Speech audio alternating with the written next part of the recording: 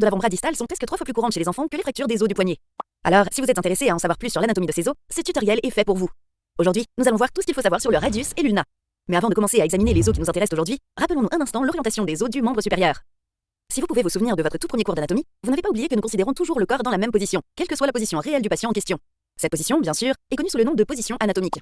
En ce qui concerne l'avant-bras, il est important de rappeler quelques détails importants.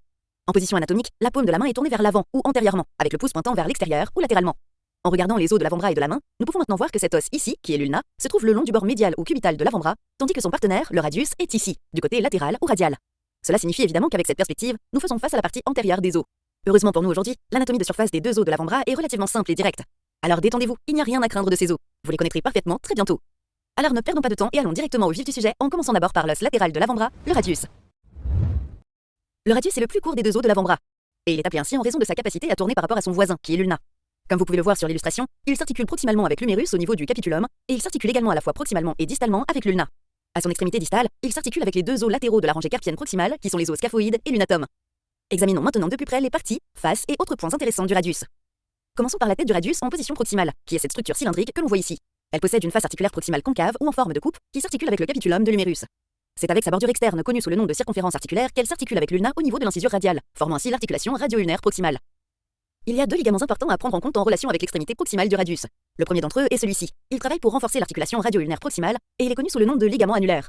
Le terme annulaire vient du latin annulus qui signifie anneau, et comme vous pouvez le voir sur l'illustration, ce ligament forme un anneau autour de la circonférence articulaire de la tête radiale, assurant que la tête du radius reste en position dans l'incisure radiale de l'ulna. Le deuxième ligament d'intérêt est connu sous le nom de ligament collatéral radial, et ses fibres s'étendent entre les épicondyles latéraux de l'humérus et le ligament annulaire autour de la tête du radius. Juste en dessous de la tête du radius se trouve le col du radius, qui, comme vous pouvez le voir, est une partie plutôt mince. En se déplaçant légèrement distalement une fois de plus, on trouve ce repère bien défini qui est la tubérosité radiale, une protubérance rugueuse située sur la partie antéromédiale du radius. Elle est également connue sous le nom de tubérosité bicipitale, en raison du fait qu'elle sert d'attachement distal ou d'insertion pour le muscle biceps brachial du bras. En avançant depuis l'extrémité proximale du radius, nous avons maintenant la diaphyse du radius qui s'étend en longueur. De cette perspective antérieure, on peut voir qu'elle est définie par cette bordure qui descend au centre de la diaphyse, et ceci est la bordure antérieure du radius qui constitue la limite entre la face antérieure du radius, trouvée médialement à la bordure antérieure, et la face latérale du radius, visible ici. On l'appelle également ligne oblique et elle sert de point d'attache pour plusieurs muscles de l'avant-bras. Le long du bord médial de la diaphyse radiale, nous trouvons une autre bordure bien définie juste ici, qui est la bordure interosseuse et qui, bien entendu, doit son nom au fait que la membrane interosseuse située entre le radius et l'ulna s'y attache. En avançant vers l'extrémité distale du radius, on peut voir qu'il a une apparence quelque peu élargie. Médialement, on peut voir cette caractéristique ici qui est l'incisure ulnaire. Fidèle à son nom, elle accueille l'extrémité distale de l'ulna formant l'articulation radio-ulnaire distale. Sur la partie latérale, on peut voir une saillie pointue ici, qui est connue sous le nom de processus styloïde du radius. La bordure menant au processus styloïde est appelée crête suprastyloïdienne et sert de point d'attache pour le muscle brachioradial. Bien, tournons-nous maintenant un moment vers l'aspect postérieur du radius. Là encore, on peut voir la forme circulaire de la circonférence articulaire de la tête radiale. L'aspect postérieur de la diaphyse radiale est défini par cette bordure, ici, qui est connue sous le nom de bord postérieur du radius et qui sépare la face postérieure du radius de la face latérale. En suivant le bord postérieur distalement, nous trouvons une grande tubérosité bien définie, ici, connue sous le nom de tubercule dorsal ou tubercule de Lister. Et voilà, nous avons identifié toutes les parties et les repères importants du radius. On a fait la moitié du chemin, alors ne perdons pas notre élan. Allons tout droit étudier le frère du radius, qui est, vous l'aurez deviné, l'ulna. Comme je l'ai mentionné précédemment, l'ulna est le plus long des deux os de l'avant-bras. Il s'articule proximalement avec la trochlée de l'humérus, ainsi qu'avec la tête du radius. Distalement, il s'articule à nouveau avec le radius, mais il ne s'articule pas directement avec les os du carpe de l'articulation du poignet. Au lieu de cela, il est séparé d'eux par un petit disque articulaire qui permet une plus grande rotation de l'avant-bras ainsi que la déviation ulnaire de la main. Regardons maintenant de plus près les saillies, bords et protubérances qui définissent la surface de cet os. En commençant une fois de plus du côté antérieur proximal, nous allons d'abord observer cette saillie ici, connue sous le nom de processus coronoïde. Le terme coronoïde est dérivé du mot latin signifiant couronne, et comme vous pouvez le voir dans l'illustration, ce repère osseux est fidèle à son appellation puisqu'il possède une apparence comparable à une couronne ou une mitre. Juste en dessous du processus coronoïde, nous trouvons une dépression rugueuse connue sous le nom de tubérosité ulnaire, également appelée tubérosité brachiale car elle donne un point d'attache au muscle brachial. Juste latéralement à cela, nous trouvons l'incisure radiale de l'ulna qui accueille la circonférence articulaire de la tête radiale. Par ailleurs, ce ligament, connu sous le nom de ligament collatéral ulnaire, maintient l'extrémité proximale de l'ulna avec l'humérus, et s'étend depuis l'épicondyle médial de l'humérus et de la partie médiale de l'ulna proximale. En nous déplaçant maintenant distalement, prenons quelques instants pour examiner la diaphyse, ou corps, de l'ulna. La diaphyse de l'ulna possède trois faces qui sont la face antérieure, la face médiale et la face postérieure. D'une perspective antérieure, la face antérieure est limitée latéralement par la crête interosseuse qui sert de point d'attache pour la membrane interosseuse. Médialement, la face antérieure de l'ulna est délimitée par le bord antérieur de l'ulna qui la sépare de la face médiale de l'ulna.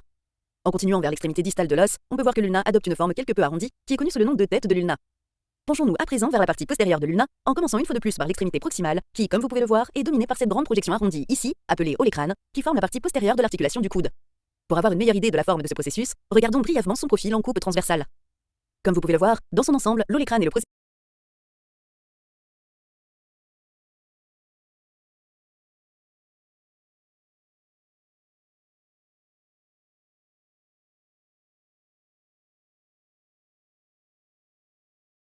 forme de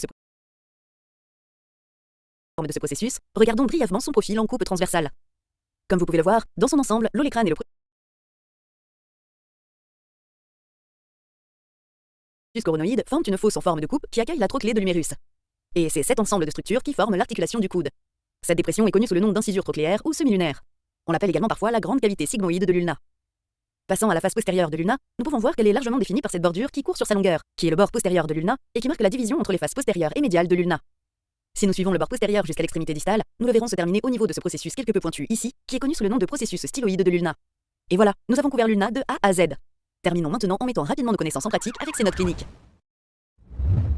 Comme nous l'avons mentionné au début de notre tutoriel, les blessures souvent appelées fractures du poignet impliquent en fait le plus souvent le radius et l'ulna. Voyons donc quel type de fracture est caractéristique de ce type de blessure. Comme le radius est le principal os porteur de l'avant-bras, il n'est donc pas surprenant que le radius soit plus fréquemment fracturé que son voisin l'ulna. Et dans la plupart des cas de fracture radiale distale, c'est souvent suite à une chute sur main tendue, car nous avons tous tendance à nous protéger avec nos mains lorsque nous glissons ou trébuchons. Dans le cas des jeunes adultes, leurs os ont généralement une solide intégrité structurelle, ce qui signifie qu'une force particulièrement importante est nécessaire pour de telles blessures. Chez les personnes âgées, cependant, et en particulier chez les femmes, les os longs ont tendance à présenter une densité osseuse réduite, et ils sont donc beaucoup plus sujets aux fractures. Il existe plusieurs classifications des fractures radiales distales en fonction du type de fracture, de l'emplacement, du déplacement des fragments des os et de l'articulation impliquée. Encore une fois, je vais prendre quelques minutes pour en discuter. L'une des classes les plus connues de fracture radiale distale s'appelle la fracture de poutre-au-col, qui correspond à une fracture transversale de la région métaphysaire distale du radius, observée avec un déplacement du fragment osseux vers l'arrière. Dans le cas d'une fracture de poutre-au-col, aucun dommage n'est causé à la plaque articulaire de l'extrémité distale du radius, mais le processus styloïde ulnaire est souvent lui aussi avulsé ou fracturé. La fracture de poutre-au-col se présente typiquement avec une angulation dorsale de l'articulation du poignet, évoquant le dos d'une fourchette, ce qui fait que l'articulation semble déplacée vers l'arrière. Un autre type de fracture radiale distale que je voulais mentionner aujourd'hui est appelé fracture de Guaran-Smith, qui est essentiellement l'inverse d'une fracture de poutre-au-col.